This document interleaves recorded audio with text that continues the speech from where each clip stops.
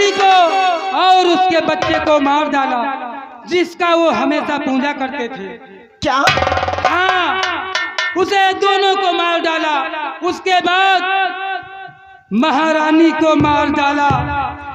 इस बच्चे को जब मारना चाहा तो मैं इस बच्चे को लेकर भाग आया शारदा, भाग आया। इसलिए देर करने का मौका नहीं है, क्योंकि वो कमीना हमारा पीछा करते करते जरूर आएगा। और ये बच्चा इस साम्राज्य की आखिरी निशानी है। इसलिए मेरा कहना मानोगी? क्या बात है स्वामी? शारदा, मैंने आज तक तुमसे कुछ नहीं मांगा, लेकिन आज मैं तुमसे कुछ मांग रहा हूँ पहली बार। क्या कहना चाहती हो? पहले कहो कि हाँ करोगी या नहीं। तुम हमारे स्वामी हो, तुम जो कुछ कहोगी मैं आपकी बात हर मानने के लिए तैयार हूँ। तो शारदा, आज से ये तुम्हारा बच्चा है और अपना बच्चा मुझे दे दो। इसलिए आज से अपनी छाती का दूध पिलाकर तुम इसे बड़ा करोगी। नहीं स्वामी, मैं अपना मुन्ना नहीं शारदा, इस साम्राज्य का चिराग बुझ जाएगा। तुम सोचते हो कि इस बच्चे की जान खतरे में ना आ जाए, तो जरा सोचो, अगर तुम इस बच्चे की माँ हो तो मैं उस बच्चे का बाप हूँ। हाँ स्वामी। इसलिए शारदा मेरी बात मानो, नहीं वो कमीना आ जाएगा तो हम दोनों और दोनों बच्चे मारे जाएंगे। इसलिए ये बच्चा मुझे दे दो और इस महाराज के बच्चे को लेकर भाग जाओ यहाँ से।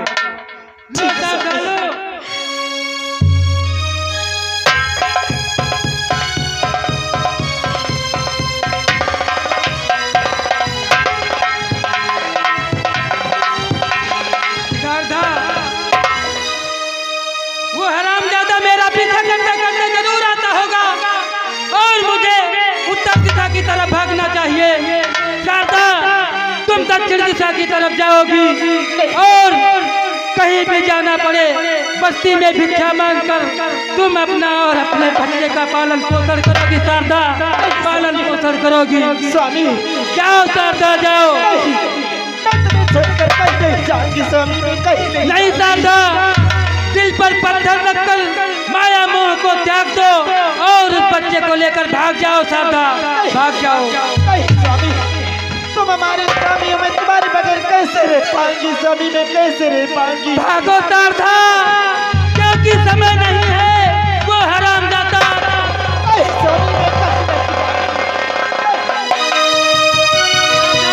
स्वामी, मैं तुम्हें छोड़कर नहीं जाऊंगी।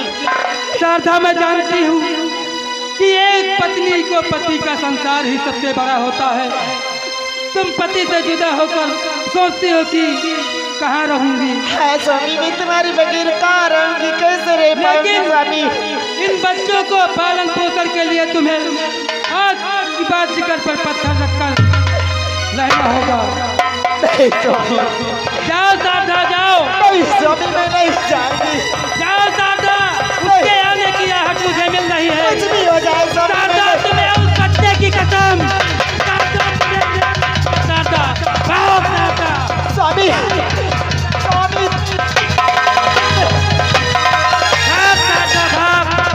शारदा भाग, तुझे मेरी कसम, मेरी कसम। शारदा भाग जाओ, नहीं तो दोनों बच्चे मारे जाएंगे।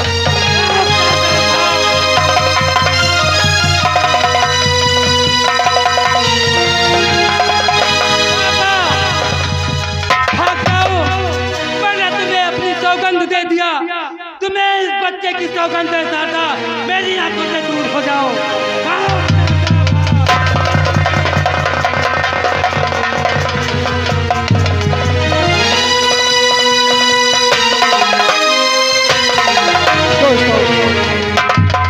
आप लोग सिंह ने देखा है कि किसान का बेटा अपने हाथ में ले लेता है और महाराज का बेटा उसकी पत्नी लेकर चली जाती है और उधर से महामंत्री का पीछा करते हैं। फिर देखिए आगे क्या होता है।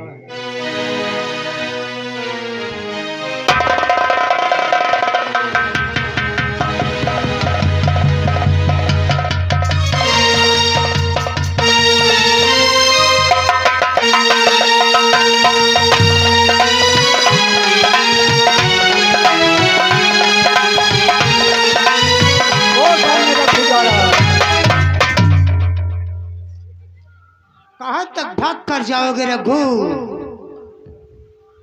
तुम्हारी हवेली ज्यादा दूर नहीं है। दरबारी क्या बात है? चलो पहले तो इसके घर चलते हैं। ठीक कहते हैं, आओ चलते हैं। चलो।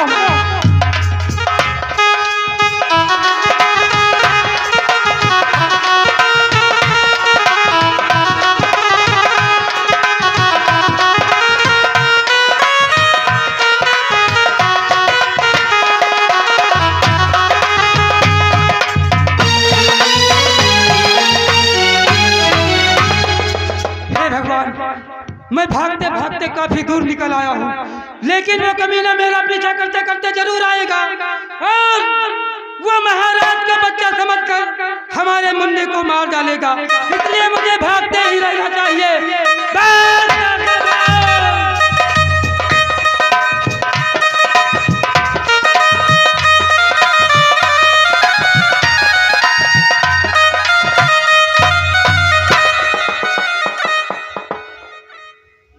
दरबारी का कही डारी बता, तू समझ नहीं रहा है क्योंकि मेरा माइंड भी खराब होता जा रहा है। काहे बड़ी बात तो बताइयो। उन मिली है अब मारा ना कम चिंता। चलो आओ जल्दी आओ विष्णु।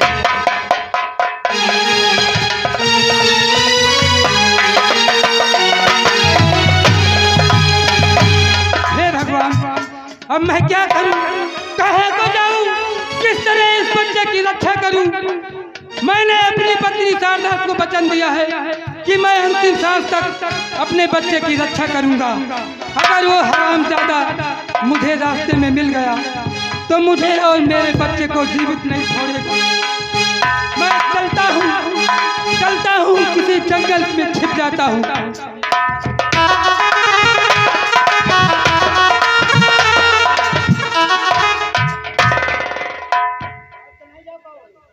समझा रहा था समझ में नहीं आ रहा था। महामंत्री जी, आखिर तुम इन मासूम बच्चों के पीछे क्यों पड़े हुए हो?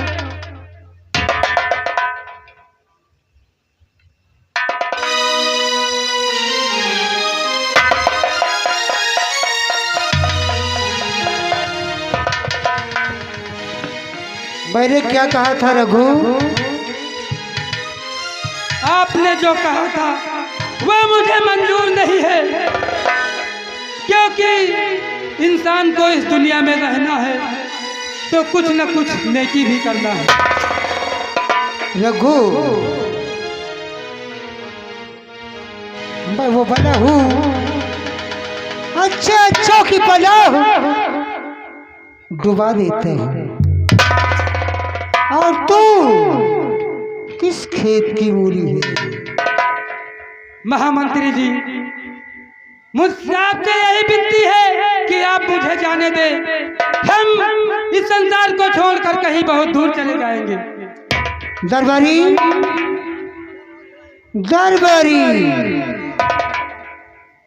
मैं कहता हूँ रघु को इतना मारो कि जब तक ये बेहोश न हो जाए हंटर नहीं बंद करना। महामंत्री जी, ये आप अच्छा नहीं कर रहे हैं। इस संसार में तदबीर से बढ़कर तकदीर का खेल नहीं होता, और तदबीर करने से किसी की तकदीर नहीं बदल जाती। अरे और रघु, बहुत अच्छा बोल लेते हो। और आज तुम्हारे तन पे इतने हंटर चलाऊंगा। अरे नमक हराम की दर की औलाद, जिसका नमक खाया उसी की थाली में छेद करता है।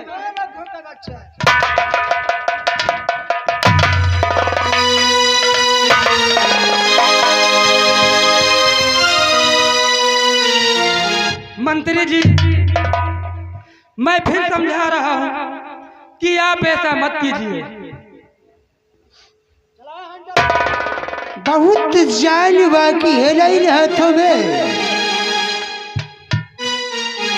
मैं कहता हूँ ये बच्चा हमको दे दे रघु।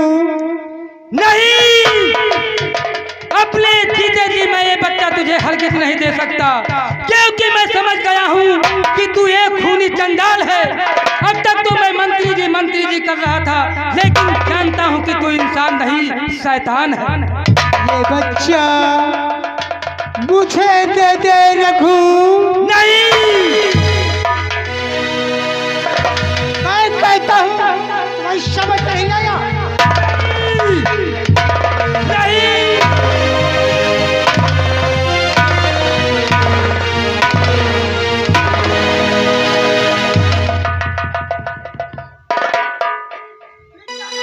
नहीं मंत्री जी। रामखोर,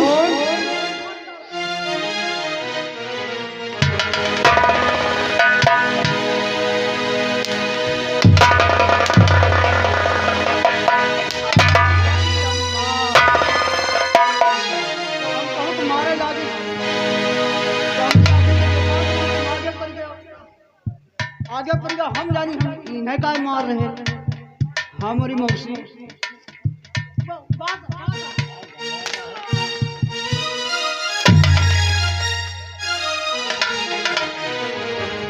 मेरी बात को याद रखो।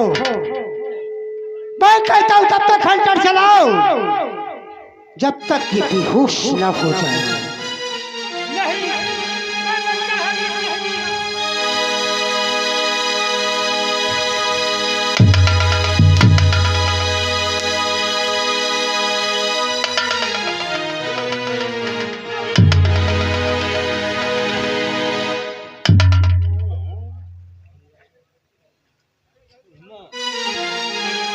दरबारी, दरबारी, क्या कर रहा है? ये बेहोश हो गया। बेहोश हो गया? जी हाँ। अब चलो, हम इसका कलेजा निकाल कर तत्काल त्रिकाल देव के पास चलते हैं। जी बात तुमने सही सोचा।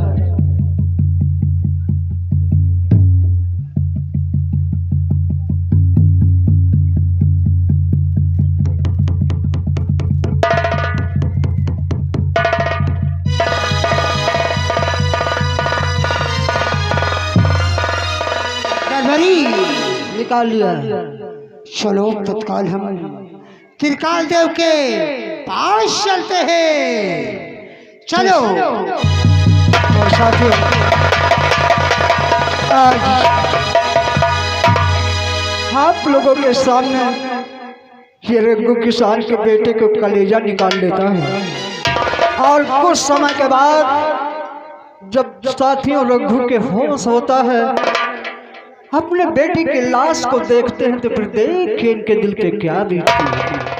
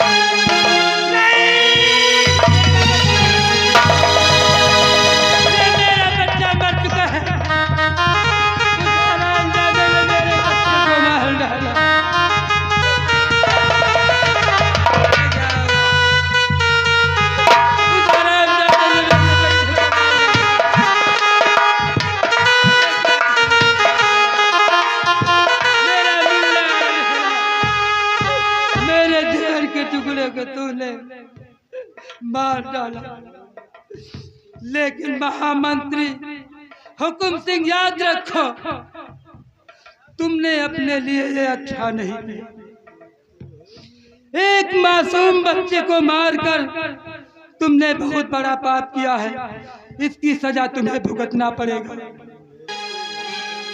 ठीक है, आज के बाद तू अपनी उल्टी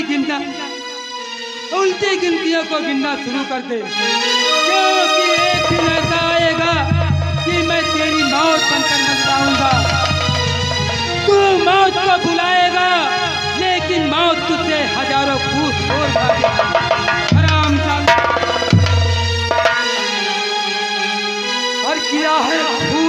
देखा, तुझे चैन से सोने नहीं दूंगा।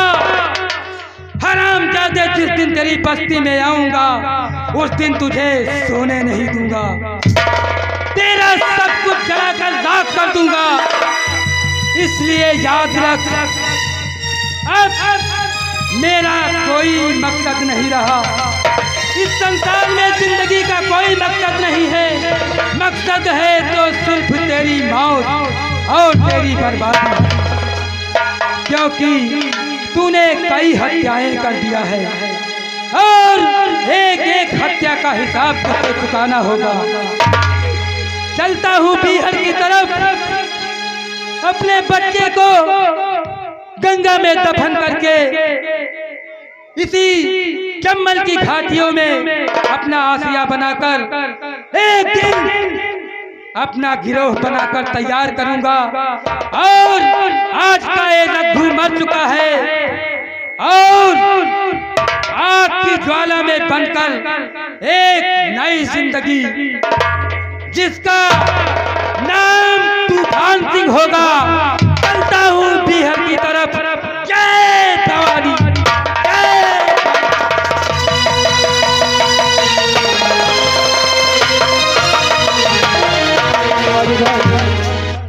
इन्हीं रघु की पत्नी आप लोगों के सामने आती, फिर देख आगे क्या होता है।